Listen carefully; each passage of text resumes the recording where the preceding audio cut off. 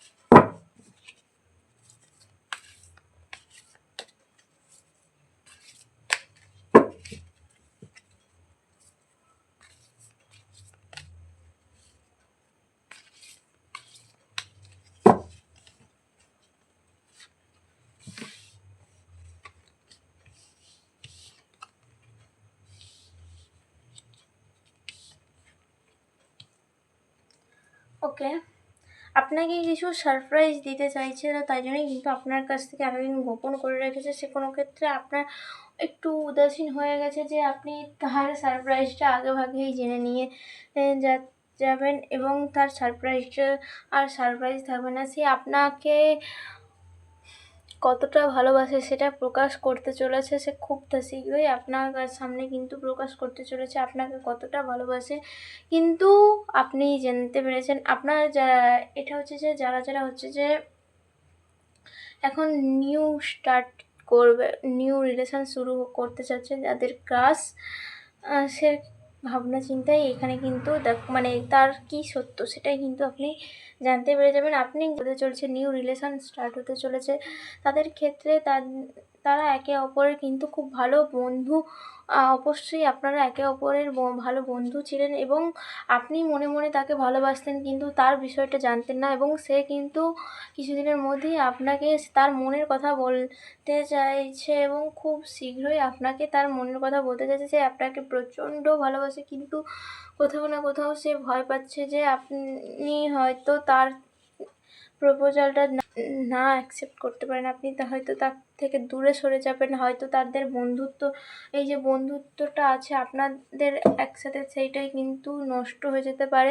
সেটার কিন্তু ভয় পাচ্ছে, এই কথাটা মনে মনে আছে কিন্তু বলতে পারছে না। পারলে কিন্তু আপনি তাকে বলতে পারেন, কারণ সে কিন্তু প্রচণ্ড ভয় পাচ্ছে বিষয়টা। কারণ আপনাদের মধ্যে বন্ধুত্ব থাকলেও সে আপনাকে ধীরে ধীরে কিন্তু প্রচণ্ডভাবে চাইতে শুরু করেছে। তো সেক্ষেত্রে কিন্তু আপনাকেই কিন্তু এগোতে হবে, কারণ সে কিন্তু মনে মনে খুবই ভালোবাসে আপনাকে, প্রচণ্ড ভালোবাসে, কিন্তু বলতে পারছে না। কারণ যদি আপনাদের বন্ধুত্বটা নষ্ট হয়ে যায়, যদি আপনি তাকে না বলে দেন এবং আপনাদের যে বন্ধুত্বটা ছিল সেই বন্ধুত্বটা নষ্ট হয়ে যাবে এবং সে এই যে আপনার সাথে মেলামেশার সময় পেতো, এই যে কথা বলতে পেতো, এই যে টাইমটা কাটাতো আপনার সাথে, সেটাই আর পাবে না এই ভয় কিন্তু পাচ্ছে, তার জন্য কিন্তু সে বারবার এগিয়ে গিয়েও পিছিয়ে যাচ্ছে, আবার কিছুটা এগিয়ে যাওয়ার পরেও পিছিয়ে যাচ্ছে। আমি এক্ষেত্রে বলে থাকবো যে আপনি চাইলে কিন্তু আপনি সাহস নিয়ে এগিয়ে যেতে পারেন, এবং আপনি যাকে মন থেকে চাইছেন সেই মানুষটিও কিন্তু আপনাকেই চাইছে। তাই জন্য অবশ্যই এগিয়ে যান, আর সেই সত্যের প্রকাশ আপনি নিজে করুন, তাহলে হয়তো সে আরও বেশি খুশি হবে। সে যেটা চাইছিল সেটাই হবে, অবশ্যই সে মন থেকে চেয়েছিল, কিন্তু একটাই তার আফসোস রয়ে যাবে, সে আপনাকে প্রপোজাল দিতে চেয়েছিল কিন্তু আপনি তাকে দেবেন, এটাই তার আফসোস রয়ে যাবে, এছাড়া আর কিছুই না। কিন্তু সে ভীত হয়ে আছে, কিছু তো করার নেই। আপনি যদি সত্যি তাকে মন থেকে ভালোবেসে থাকেন, আপনি জানি না আপনি কাকে ভালোবাসেন, তো সেক্ষেত্রে আপনি তার দিকে এগিয়ে যেতে পারেন। আর একটা কথা বলে রাখি, যাদের মাঝে কিন্তু ব্রেকআপ হয়েছিল, যাদের অনেক দিনের ক্ষেত্রে অনেকের ক্ষেত্রে কিন্তু যারা বিচ্ছিন্ন হয়েছে, তাদের ক্ষেত্রেও কিন্তু সেই মানুষটি এখনও পর্যন্ত আপনাকেই ভালোবাসে, আপনাকেই চাইছে, আপনার কাছে ফিরে আসতে পারছে না। তার এই ভুলের কারণে আপনার কাছে ফিরে আসার বারবার চেষ্টা করেও কিন্তু পিছিয়ে যাচ্ছে। পারলে আপনিও এগিয়ে যান, তার মনের কথা বোঝার চেষ্টা করুন। মানুষের এই ভুল হয়, কিন্তু সে আপনাকে সত্যি এখনও মন থেকে প্রচণ্ড ভালোবাসে। ভুল তো হয়েই থাকে, এক দুবার ভুলটিকে ক্ষমা করা অবশ্যই উচিত। এক দুবার ভুল ক্ষমা করার পরেও যদি কেউ ভুল বারবার করতে থাকে, তখন তাকে আর ক্ষমা করা উচিত না, কিন্তু প্রথম এক দুবার তার প্রত্যেকেরই এক দুবার ভুলটা ক্ষমা করে দেওয়া উচিত। সে যেই ক্ষেত্রেই হোক না কেন, ভুল মানুষেরই হয়, তো সেক্ষেত্রে ক্ষমা করাটাও ইম্পর্টেন্ট। ক্ষমা করাটাও একটা লাইফের পার্ট। আপনি যদি ক্ষমা করে দিতে পারেন, অবশ্যই আপনাদের আবার রিইউনিয়ন হবে এবং আপনারা খুব ভালো থাকবেন।